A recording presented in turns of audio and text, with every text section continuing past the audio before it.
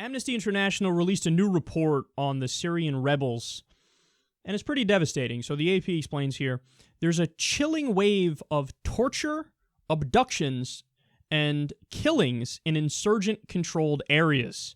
The abuses were committed over 4 years by 5 armed groups, including some backed by the U.S. and other regional powers, and al-Qaeda's branch in Syria, al-Nusra. While some civilians in areas controlled by armed opposition groups may at first have welcomed an escape from the brutal Syrian government rule, hopes that these armed groups would respect rights have faded as they have increasingly taken the law into their own hands and committed serious abuses. Some people were abducted because of their criticism of the armed groups, or simply for playing music. Oh. Now, I hate to say I told you so, but I told you so. Of course this is the case. How do I know that? It's not like I don't have powers that other people don't have. I just read the fucking articles. And when you read the articles that have been coming out over the years on this, you find out very quickly, oh yes, the moderate Syrian rebels are pretty much all gone. And you have some of the biggest forces, al-Qaeda, so al-Nusra Front, and ISIS, and other Islamist groups and other jihadist groups. I remember the story we covered, I don't know how many months ago, 7, 8 months ago, thereabouts. There was this rebel who the U.S. hailed as a moderate rebel who we gave backing to and we supported. When you researched him, you found out he had praised Osama bin Laden. He had called al-Qaeda our brothers.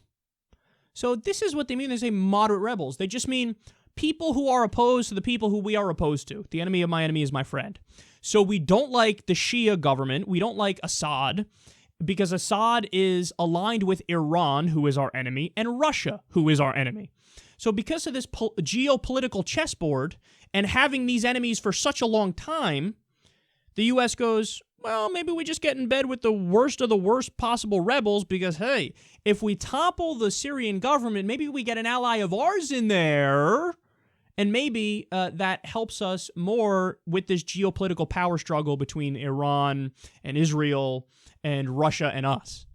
So that's what's really going on here. It's more about the geopolitical chessboard. It's more about business as usual. It's more about the status quo and a power dynamic.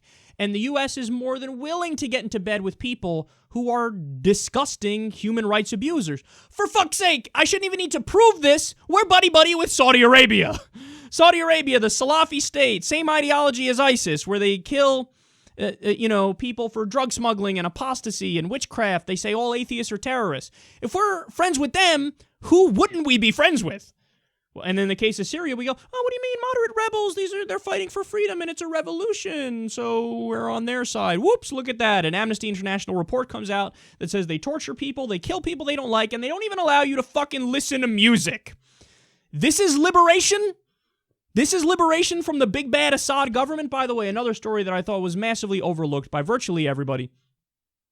Kurds, who are Sunni, okay, at first they were against Assad. They're like, of course, we feel like we've been oppressed under his regime. It's a Shia Alawite regime. We don't have full rights and recognition, yada, yada. At a certain point, they flipped. And they said, if he falls, what replaces him will almost certainly be worse because it's jihadists and Islamists. So now we're kind of on his side. And then I haven't even brought up the angle that at different times the U.S. has armed different rival rebel groups. Different rebel groups, one armed by the CIA, one armed from the Pentagon, and then they fought each other.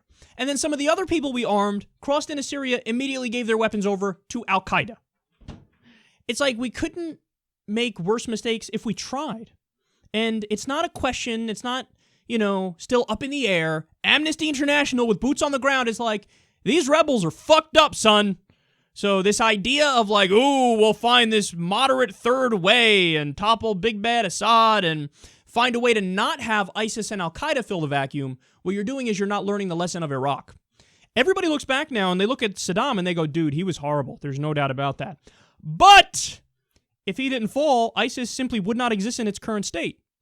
Would not exist. We know that the fall of Saddam left a power vacuum, and ISIS, which is worse than Saddam, filled that vacuum. So now we all look back and go, the Iraq War was a mistake.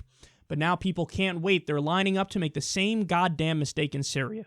And then when that happens, they go, oh, who could have seen it coming? I fucking saw it coming right here.